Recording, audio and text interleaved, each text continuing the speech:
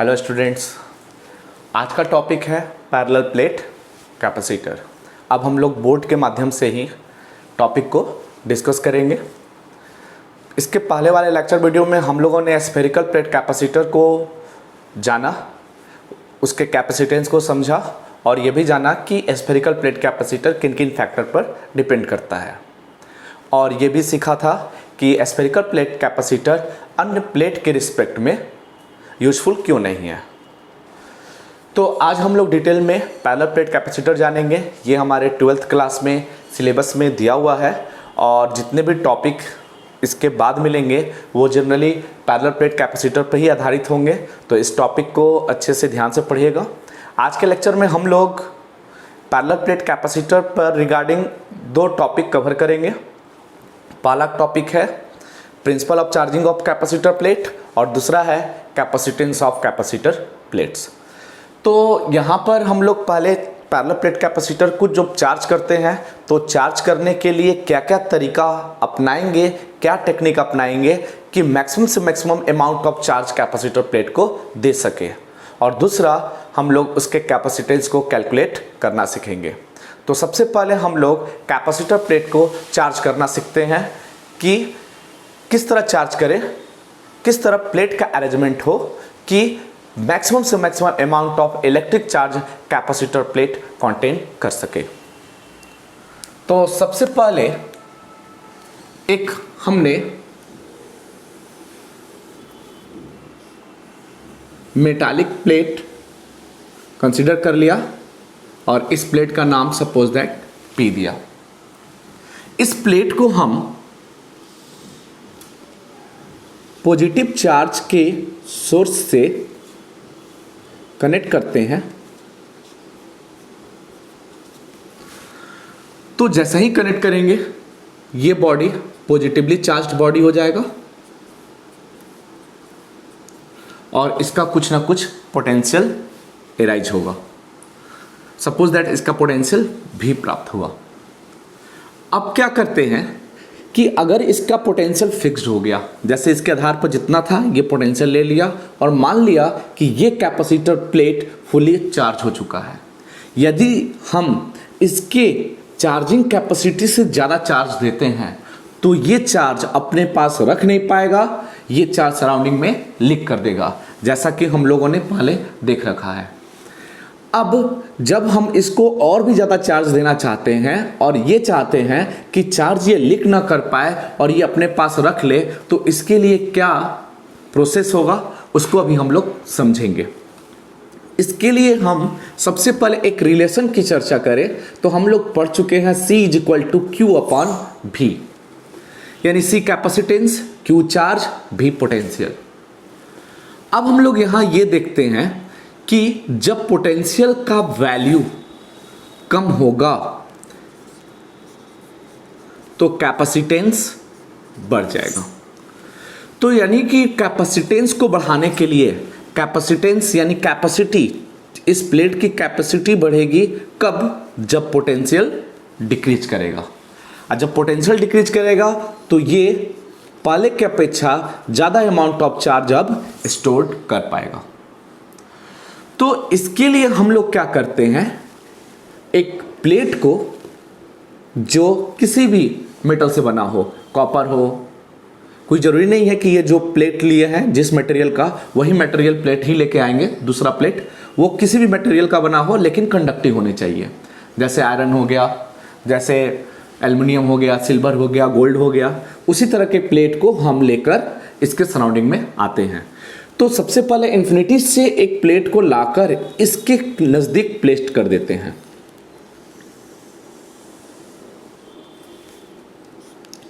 Plate मैंने identical मान रखा है कि जितना एरिया P प्लेट का था उतना एरिया इस प्लेट का भी है। इस प्लेट को हमने सपोज दैट Q माना, P और Q। तो जब हम इस वाले प्लेट को इन्फिनिटी से लेकर आएंगे, तो जब इन्फिनिटी पर रखा हुआ था तो आप सोचिए कि इस प्लेट के इलेक्ट्रिक इफेक्ट से ये दूर था। ये प्लेट न्यूट्रल है, न्यूट्रल का मतलब इस पर इक्वल अमाउंट ऑफ पॉजिटिव और निगेटिव चार्जेज प्रेजेंट होंगे, जो अभी हमने यहाँ दिखा दिया। अगर ये प्लेट इन्फिनिटी पर होगा तो ये सारे पॉजिटिव निगेटिव एक दूसरे के साथ बंधे रहेंगे और ये अभी सेपरेट नहीं हुए होंगे। लेकिन जब हम इसको इसके फील्ड में ला देते हैं तो इस पॉजिटिव चार्ज के इलेक्ट्रिकल इफेक्ट के वजह से पॉजिटिव और निगेटिव चार्जेस पर फोर्स लगेंगे, जिसके वजह से माइनस चार्ज जो होगा फ्रंट फेस पर आकर इंड्यूस्ड हो जाएंगे और पॉजिटिव चार्जेस फार फेस पर जाकर इंड्यूस हो जाएंगे, डिपॉजिट हो जाएंगे। तो इस तरह ये इंड्यूस चार्जेस हो गए। अब ये चार्जेज अब सेपरेट हो जाएंगे। तो ये हम कंसीडर कर लेते हैं कि ये जो प्लेट है कुछ ना कुछ थिकनेस कंटेंट किया हुआ है। मान लीजिए इसका जो थिकनेस है वो थिकनेस दिया हुआ है x इसका थिकनेस है, और इस प्लेट को इस प्लेट से d डिस्टेंस पर लाकर हमने प्लेस कर दिया।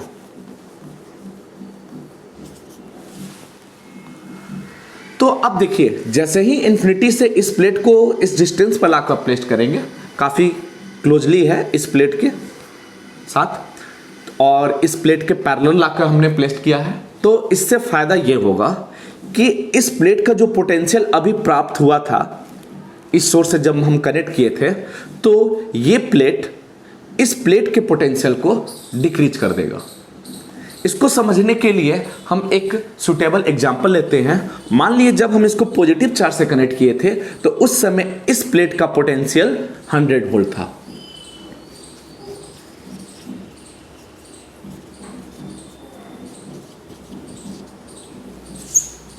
ओके, जब इस प्लेट को इस प्लेट के नजदीक लाए तो ये देखें कि इस प्लेट का पोटेंशियल घट गया। अब देखिए, पोटेंशियल घटेगा, जैसे ही पोटेंशियल घटेगा कैपेसिटेंस बढ़ेगा, कैपेसिटेंस बढ़ेगा इसका मतलब चार्ज को स्टोर करने की एबिलिटी पहले की अपेक्षा और ज़्यादा बढ़ जाएगी। तो हमें चार्ज को स्टोर करने की एबिलिटी को बढ़ाना है तो पोटेंशियल को कम करना है, तो ये प्लेट इसके पोटेंशियल को कम कर देगा। तो अब मन में प्रश्न उठता होगा कि इस प्लेट का पोटेंशियल कैसे कम हो गया इस प्लेट को लाने से। तो इसको अभी हम समझते हैं। जैसे अभी हम लोग पोटेंशियल जानते हैं कि पोटेंशियल का जो फॉर्मूला होता है किसी पॉइंट चार्ज, जैसे क्यू पॉइंट चार्ज है, इसके वजह से आर दूरी पर किसी पॉइंट पर, मान लीजिए पी पॉइंट पर हमें पोटेंशियल प्राप्त करना है, तो v इक्वल टू हम लोग पढ़ चुके हैं 1/4 pi epsilon not q upon r होता है। तो इस प्लेट की यानी इस निगेटिव चार्ज के वजह से इस प्लेट पर पोटेंशियल क्या होगा। तो मान लीजिए निगेटिव चार्ज के वजह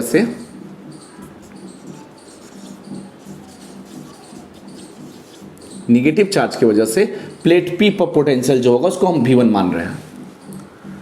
तो वो जो पोटेंशियल होगा, तो चार्ज निगेटिव है तो पोटेंशियल भी निगेटिव हो जाएगा। तो रिजल्ट्स क्या मिलेगा, सपोज 1/4 पाई एप्सिलॉन नॉट, अगर इस पर चार्ज प्लस Q था तो इस पर भी चार्ज माइनस Q होगा और इस पर चार्ज क्या होगा, प्लस Q होगा। तो हम इसको स्मॉल q से डिनोट कर देते हैं, या क्योंकि यहाँ मैंने प्लेट को कैपिटल Q के रूप में माना है, तो यहाँ पर मान लीजिए चार्ज प्लस Q था तो इस पर माइनस Q और इस पर प्लस Q हो गया। तो उस तरह पोटेंशियल क्या होगा, V1 बराबर क्या लिख सकते हो, ये दूरी D है माइनस चार्ज से, तो माइनस Q अपॉन क्या आएगा, D। मान लिए कि इसका जो वैल्यू है वो 30 वोल्ट है, तो माइनस की वजह से -30 आया। ये मैंने एग्जांपल के रूप में कंसीडर कर लिया कि इसका जो रिजल्ट आया वो 30 वोल्ट आया। अब हम पॉजिटिव चार्ज के बारे में बात करते हैं। पॉजिटिव चार्ज ये रहा, ये जो चार्जेज हैं जिसका मैग्नीट्यूड प्लस Q है, वो उसकी वजह से यहाँ जो पोटेंशियल कैलकुलेट करेंगे, देखेंगे कि उसकी वैल्यू क्या होगी। तो आप बताओ, ये प्लेट थोड़ा सा थिक है तो ये इससे थोड़ी दूरी, ज़्यादा दूरी पर प्रेजेंट है, तो टोटल डिस्टेंस कितना होगा, d प्लस एक्स। तो वैसी स्थिति में जो पोटेंशियल नेक्स्ट पॉजिटिव चार्ज की वजह से निकालेंगे तो जो रिजल्ट्स होगा 1/4 पे epsilon not q upon x plus D. तो अब बताइए, दोनों का मैग्नीट्यूड तो इक्वल है चार्ज का, डिस्टेंस अलग अलग है तो पोटेंशियल का वैल्यू भी अलग अलग होगा, थोड़ा चेंजिंग आएगा। तो वैसी स्थिति में यदि हम इसके वजह से यहाँ पर जो पोटेंशियल आया है वो अगर -30 की माने, तो इसके वजह से पॉजिटिव चार्ज की वजह से पोटेंशियल आएगा 30 से कम होगा, मान लीजिए 20 होगा। माइनस चार्ज है माइनस के लिए, प्लस चार्ज यहां देंगे प्लस क्यू के लिए। तो अब नेट पोटेंशियल प्लेट पी पर क्या प्राप्त हुआ? तो नेट पोटेंशियल पी पर देखिए, नेट पोटेंशियल जो होगा सारे रिजल्ट्स को हम जोड़ के प्राप्त कर लेंगे। किस प्लेट पर? पी प्लेट पर। तो देखिए जोड़िए, 100 -30 20 कितना आया? टोटल आएगा 90 वोल्ट। अब बताइए, जब प्लेट पॉजिटिव चार्ज से कनेक्ट था और ये प्लेट को हम लेकर नहीं आए थे, तब उसका पोटेंशियल हमने 100 माना। लेकिन जब हम ये न्यूट्रल प्लेट को, उसी तरह का एरिया है, आइडेंटिकल प्लेट है, उसको इन्फिनिटी से सिर्फ लेके इसके सराउंडिंग में इसके पैरेलल प्लेस कर देते हैं कुछ डिस्टेंस पर, तो हम ये देख पाते हैं कि पोटेंशियल पहले की अपेक्षा क्या हो गया? इस प्लेट का घट गया। कितना का डिफरेंस हो गया? 10 वोल्ट का। जब 10 वोल्ट का डिफरेंस हो गया तो अगर हम इसको फिर से चार्ज देंगे तो ये चार्ज अब सराउंडिंग में लीक नहीं करेगा। इस स्थिति में लीक कर रहा था, लेकिन अब हम देंगे इस प्लेट को लाने के बाद, तो अब ये लीक नहीं करेगा। अब ये चार्ज को अपने अंदर स्टोर कर लेगा जब तक कि ये कंप्लीटली फिर से फुल चार्ज ना हो जाए।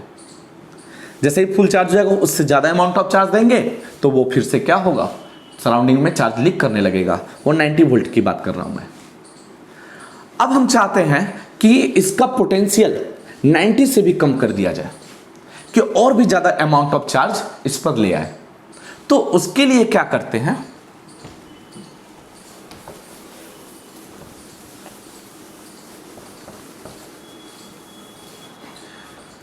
प्लेट Q को हम अर्थ से कनेक्ट कर देते हैं। अर्थ का पोटेंशियल होता है 0, इसको हमने अर्थ से कनेक्ट कर दिया। जब हम इसको अर्थ से कनेक्ट कर देंगे तो होगा ये कि जो इस पर पॉजिटिव चार्जेज हैं वो अर्थ के द्वारा न्यूट्रलाइज हो जाएंगे। कैसे न्यूट्रलाइज होंगे? तो इलेक्ट्रॉन अर्थ से निकलेगा और उतना ही अमाउंट ऑफ इलेक्ट्रॉन अर्थ से निकलेगा जितना इस पर पॉजिटिव चार्जेज हैं, और सारे इलेक्ट्रॉन मिलकर इस पॉजिटिव चार्ज को न्यूट्रल करके डिसअपीयर कर देंगे। तो इस तरह सारा पॉजिटिव चार्ज यहां से डिसअपीयर हो जाएगा और यहां पर सिर्फ निगेटिव चार्ज ही बचेगा, यानी इलेक्ट्रॉन ही बचेंगे। तो अब सोचिए कि यहां का जो निगेटिव चार्जेज है वो अर्थ के द्वारा न्यूट्रल क्यों नहीं हुआ? कारण यह है कि इस प्लेट पर जो मौजूदा पॉजिटिव चार्जेज हैं वो पॉजिटिव चार्जेज इस नेगेटिव चार्जेस को अपनी तरफ बाइंड करके रखा है इलेक्ट्रोस्टैटिक फोर्स ऑफ अट्रैक्शन की वजह से, जिसकी वजह से ये रुका हुआ रहेगा और ये इलेक्ट्रॉन अर्थ में फ्लो नहीं हो पाएगा। तो इस तरह प्लेट जो है वो हो गया निगेटिव। अब देखिए, जब प्लेट Q को अर्थ से कनेक्ट किए थे तो अर्थ से कनेक्ट करने पर अब इस प्लेट का पोटेंशियल और ज्यादा डिक्रीज कर गया। पहले 100 था, फर्स्ट सिचुएशन में जो हमने पोटेंशियल लिया था पी प्लेट का 100 वोल्ट आ गया। सेकेंड सिचुएशन में जब नजदीक लाए तो उस समय हमने एग्जाम्पल के रूप में जो समझा, मान लीजिए 90 वोल्ट आ गया। अब इस स्थिति में देखिए और ज्यादा कम हो जाएगा। कैसे? सोचिए कि पहले जब मैंने लिया था वो 100 वोल्ट था, जब इसको कनेक्ट नहीं किए थे पॉजिटिव और नेगेटिव चार्जेस की वजह से ये आया था -30 माइनस की वजह से, और प्लस चार्ज की वजह से जो आया था वो 20 आया था। टोटल कितना था? 90 वोल्ट। अब सोचिए जब ये पॉजिटिव चार्ज यहां से गायब हो गया तो क्या ये 20 वोल्ट का कोई यूज होगा? क्योंकि इधर कोई चार्ज ही नहीं है तो इसकी वजह से यहां पर कोई पोटेंशियल भी नहीं होगा। जब पोटेंशियल नहीं होगा तो ये 20 वोल्ट का कोई यूज नहीं है। अब रिजल्ट सब्सट्रैक्ट कीजिए तो 100 - 30 कितना हुआ? 70 वोल्ट। अब देखिए, अब थर्ड स्थिति में जब मैंने अर्थ कर दिया तो वैसी स्थिति में जो पोटेंशियल प्राप्त हुआ वो पोटेंशियल अब 70 वोल्ट हो गया। पोटेंशियल अब और घट गया। पोटेंशियल घट गया, कैपेसिटेंस बढ़ गया, और कैपेसिटेंस बढ़ गया तो चार्ज पहले की अपेक्षा फिर से हम इसको और ज्यादा दे सकते हैं। तो ये जो सारा प्रोसेस है ये principal of charging of parallel plate capacitor है। पैरेलल प्लेट कैपेसिटर को इसी फिनोमिनन के अंतर्गत हम लोग चार्ज करते हैं, जिसकी वजह से ये मैक्सिमम अमाउंट ऑफ चार्ज को स्टोर कर पाता है with respect to single plate. तो ये था total process principle of charging of parallel plate capacitor. उम्मीद किए होंगे आपको बहुत अच्छे से समझ में आया होगा। अब हम लोग capacitance of parallel plate capacitor calculate करना सीखेंगे।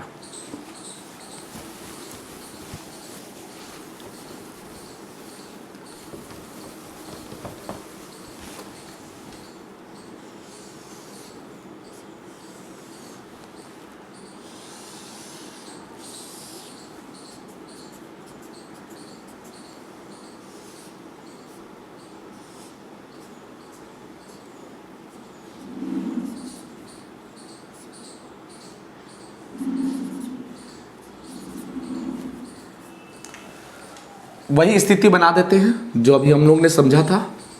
तो हमारा टॉपिक है capacitance of parallel plate capacitor. इसके लिए हमने दो प्लेट कंसीडर किया। Let two metallic plates P and Q having surface charge density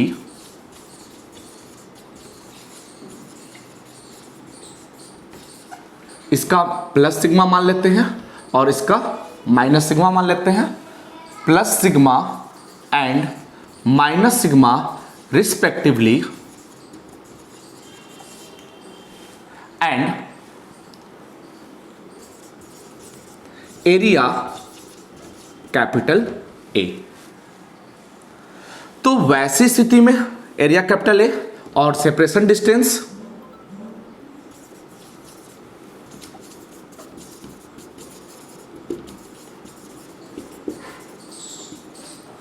small D. तो अब हम लोग ये देखते हैं कि जब ये पॉजिटिव चार्ज और ये नेगेटिव चार्ज, तो पॉजिटिव और नेगेटिव चार्ज मिलकर इलेक्ट्रिक फील्ड बनाएंगे, और जो भी इलेक्ट्रिक फील्ड होगा वो इलेक्ट्रिक फील्ड पॉजिटिव से नेगेटिव प्लेट की ओर लाइज करेगा। ये इलेक्ट्रिक फील्ड हुआ। मान लीजिए जो इलेक्ट्रिक फील्ड है वो ई नॉट है फॉर द मीडियम एयर। तो सबसे पहले इनके बीच में हम इलेक्ट्रिक फील्ड प्राप्त कर लेते हैं। तो प्रश्न ये उठेगा कि sir capacitance of parallel plate capacitor प्राप्त करना है तो उसके लिए इलेक्ट्रिक फील्ड ही क्यों प्राप्त कर रहे हैं।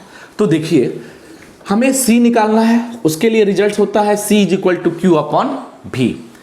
Q अमाउंट ऑफ चार्ज तो है गिवन है जब हम इसको चार्ज दिए थे, और V जो है इनके बीच का पोटेंशियल डिफरेंस हुआ दोनों प्लेट के बीच का। तो V कैलकुलेट करने के लिए हमें इलेक्ट्रिक फील्ड चाहिए। क्यों? क्योंकि हम लोग पढ़ चुके हैं E is equal to minus dV by dr, यानी इलेक्ट्रिक फील्ड जो होता है निगेटिव ऑफ पोटेंशियल ग्रेडियंट होता है। तो इस रिजल्ट से E और dV में हमें रिलेशन प्राप्त है। तो जब इलेक्ट्रिक फील्ड प्राप्त होगा तो हम आसानी से पोटेंशियल डिफरेंस दोनों प्लेट के बीच का कैलकुलेट कर सकते हैं। तो अब आप ये देखिए कि जैसे dV है तो dV क्या है, दोनों प्लेट का पोटेंशियल डिफरेंस है। इसका प्लेट का पोटेंशियल हमने V मान रखा था, तो इसका पोटेंशियल अर्थ से कनेक्ट है, जीरो हो गया, तो टोटल पोटेंशियल कितना हो जाएगा V माइनस जीरो, V ही रह जाएगा।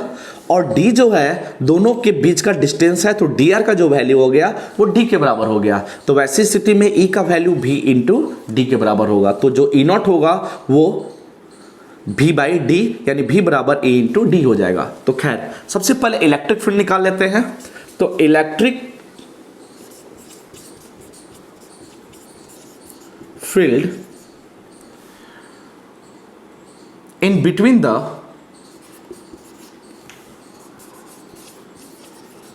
capacitor plates E naught is equal to, याद कीजिए कितना होगा, हम लोगों ने गॉसेस थ्योरम के जो एप्लीकेशन में दो पैरेलल प्लेट के वजह से बीच वाले रीजन में इलेक्ट्रिक फील्ड कैलकुलेट करना सीखा था, तो वहां पर आप याद कीजिए, वहां पर जो वैल्यू हम लोगों ने प्राप्त किया था sigma upon epsilon not.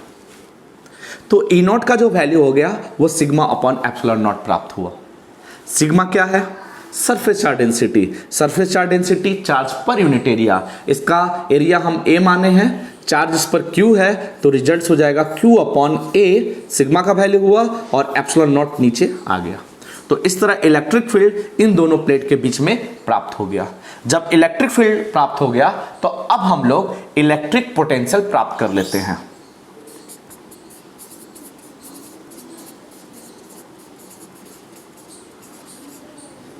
Electric potential across the capacitor plates. Capacitor plates के क्रॉस जो इलेक्ट्रिक पोटेंशियल होगा V इज इक्वल टू, इस रिलेशन से लिख सकते हैं, इलेक्ट्रिक फील्ड कितना है E नॉट और दोनों प्लेट के बीच का जो दूरी है D। यहां हमें x से मतलब अब नहीं रहेगा, वो मैंने समझने के लिए रखा था। E not into D. अब E नॉट के वैल्यू को हम यहां लिख सकते हैं, तो V इज इक्वल टू जो रिजल्ट आएगा Q upon A epsilon not R into D. तो ये हमें पोटेंशियल प्राप्त हो गया। अब जब ये पोटेंशियल प्राप्त हो गया तो पोटेंशियल निकालने के बाद अब हम लोग कैपेसिटेंस कैलकुलेट कर सकते हैं। तो कैपेसिटेंस ऑफ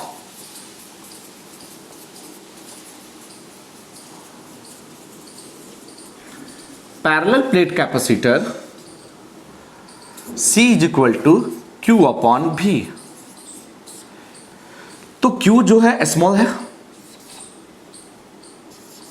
और V का वैल्यू आ चुका है Q upon A epsilon naught into D. Q cancel हो जाएगा तो C का जो रिजल्ट बचेगा epsilon not a upon D. ये वैल्यू ऊपर गया और ये नीचे ही रह जाएगा। तो ये हो गया पैरेलल प्लेट कैपेसिटर के बीच का कैपेसिटेंस, यानी total capacitance of this parallel plate capacitor with medium air. तो अगर एयर के लिए अगर हम C को फॉर मीडियम एयर C को हम C नॉट से रिप्रेजेंट करें तो रिजल्ट क्या है? Epsilon not a upon D. Epsilon not absolute permittivity है, ए एरिया ऑफ द प्लेट और डी डिस्टेंस। तो यहां हम लोग देख रहे हैं कि जो पैरेलल प्लेट कैपेसिटर का कैपेसिटेंस है वो 3 फैक्टर पर डिपेंड कर रहा है, मीडियम पर, एरिया पर, डिस्टेंस पर।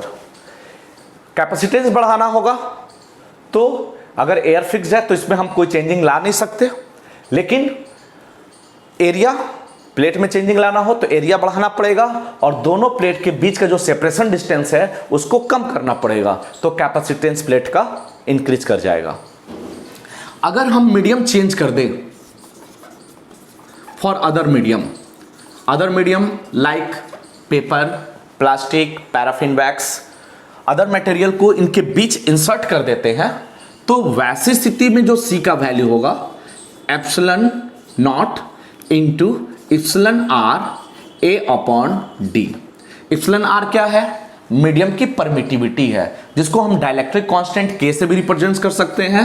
तो वैसे स्थिति में इसका वैल्यू अगर डाइलेक्ट्रिक कांस्टेंट K हो गया तो रिजल्ट हो गया epsilon not a upon D. तो आप ये देखिए कि epsilon not a upon D का वैल्यू किसके बराबर था? C नॉट के बराबर था। तो C का जो वैल्यू हो गया K इंटू C नॉट। यानी कि अगर इन दोनों प्लेट के बीच में जो मीडियम है उस मीडियम को कंप्लीटली डाइलेक्ट्रिक मटेरियल से इंसर्ट कर दें तो वैसी स्थिति में जो कैपेसिटेंस है एयर के रिस्पेक्ट में K टाइम्स इंक्रीज कर जाता है। तो कैपेसिटेंस को बढ़ाने का ये भी बहुत अच्छा तरीका है कि मीडियम एयर और वैक्यूम को रिप्लेस कर अदर मटेरियल मीडियम को इंसर्ट कर दे जिसके डाइलेक्ट्रिक कांस्टेंट की वैल्यू काफी ज्यादा हो। तो कैपेसिटेंस का कैपेसिटर का कैपेसिटी इंक्रीज कर जाएगा, चार्ज को रखने की टेंडेंसी इंक्रीज कर जाएगी। तो इस तरह हम लोगों ने सीखा कि पैरेलल प्लेट कैपेसिटर का कैपेसिटेंस क्या होता है, वो वैल्यू एयर के लिए ये है और मीडियम के लिए ये रिजल्ट्स है। और ये किन किन फैक्टर पर डिपेंड करता है, तो ये topic capacitance of parallel plate capacitor के लिए है। आप इस टॉपिक को अब आप नोट्स बुक में कॉपी कर सकते हैं। अब इसके बाद वाले लेक्चर में हम लोग इसके रिगार्डिंग न्यूमेरिकल कुछ देखेंगे और साथ में energy stored inside the parallel plate capacitor को हम लोग स्टडी करेंगे। Thank you.